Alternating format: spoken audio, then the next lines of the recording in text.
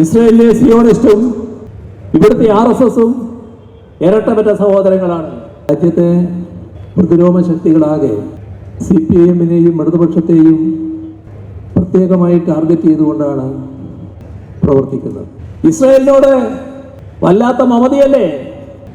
വളരെ ക്ഷീരമായ ഭാഷയിൽ പാലസ്തീനെയും പാലസ്തീൻ ജനതയെയും ആക്രമിക്കാൻ തയ്യാറായ ഇസ്രയേൽ മന്ത്രിയെ ഇവിടെ കൊണ്ടുവന്ന് ചർച്ച നടത്തി അദ്ദേഹവുമായി കരാർ ഒപ്പിടാൻ BJP ഗവൺമെന്റ് തയ്യാറായില്ലേ? ഇത് BJP കാണിക്കുന്നതിൽ ആശ്ചര്യമില്ല.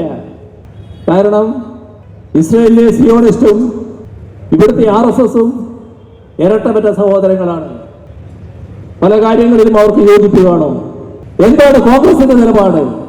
വലിയ തോതിൽ പ്രകടിപ്പിച്ചുകൊണ്ടിരിക്കുമ്പോൾ കോൺഗ്രസിന് ശബ്ദമുണ്ടായോ? ഇന്ത്യയിലെ ഏതെങ്കിലും പ്രധാന കേന്ദ്രത്തിൽ കോൺഗ്രസിന്റെ നേതൃത്വത്തിൽ പാലസ്തീൻ ഐക്യദാർഢ്യം നടത്താൻ കഴിഞ്ഞോ? ഇന്ത്യ ഗവൺമെന്റ് പറയുന്നത് ഞങ്ങൾ ടാക്സ് കുറച്ചു, അപ്പോൾ ഉപഭോക്താവിന് വില കുറച്ച് സാധനം കിട്ടും. ഇവിടെ കുറച്ച തുക എത്രയാണോ ആ തുക പല കമ്പനികളും വർദ്ധിപ്പിച്ചാണ് പല ഉൽപ്പന്നങ്ങളും ഇപ്പോൾ വിൽക്കുന്നത്. സിമന്റ് കമ്പനികൾ ഇപ്പോൾ തന്നെ ഇത് ആരംഭിച്ചു. ഉപഭോക്താവിന് കിട്ടുമെന്ന് ഉറപ്പില്ല. മറ്റൊരു ഭാഗം സംസ്ഥാനങ്ങൾക്ക് നികുതി ചുമത്താൻ ഇപ്പോൾ വേറെ വഴിയൊന്നുമില്ല. നമ്മുടെ കേരളം 8,000 കോടി മുതൽ 10,000 കോടി രൂപ വരെ ഇതിന്റെ ഭാഗമായി നഷ്ടപ്പെടും.